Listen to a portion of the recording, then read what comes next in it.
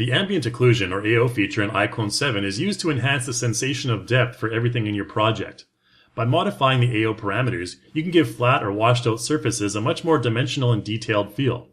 AO technology comes to us from NVIDIA, and while iClone 6 already incorporated HBAO, or Horizon-Based Ambient Occlusion, iClone 7 introduces a more powerful and accurate HBAO+ for outstanding quality in your renders.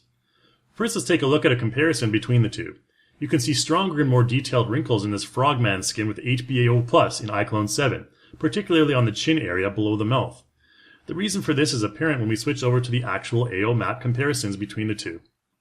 You'll see that HBAO+ provides much better accuracy when calculating the AO on the complex texture of Mr. Frog's face here.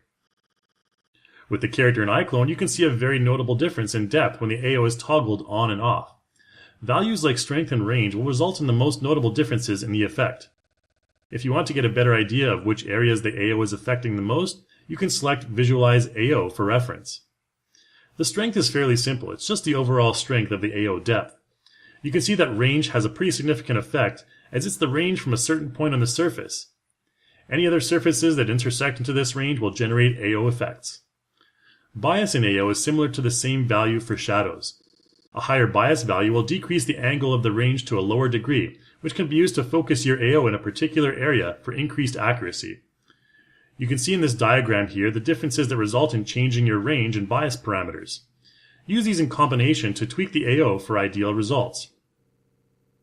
Sharpness requires a sharp eye to catch the detailed changes in the AO result, so let's zoom in on the head a bit more. Focus on the lips here as I move the sharpness slider. You'll see a very subtle change to the sharpness of the edges of the AO effect. Make sure you turn on temporal anti-aliasing before adjusting this slider. You can do this from the Preferences menu or by using the hotkey Shift-T. Finally, we have blend intensity, which is more like an opacity value for how the AO map is applied to the model's surface. This parameter will blend the visualized AO onto an object, and will directly affect the values you can achieve on the strength parameter.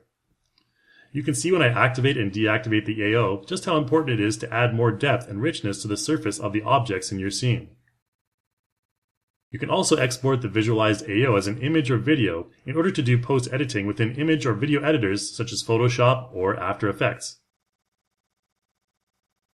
We can do this by first switching to the Preview Radio button in the Render Quality section of the Render panel. This will allow us to only render what we see in the preview window instead of the fine render of the actual texture. And that's about all there is to it. As you can see, HBAO+ capability goes a long way towards providing the best visual quality for your iClone 7 projects.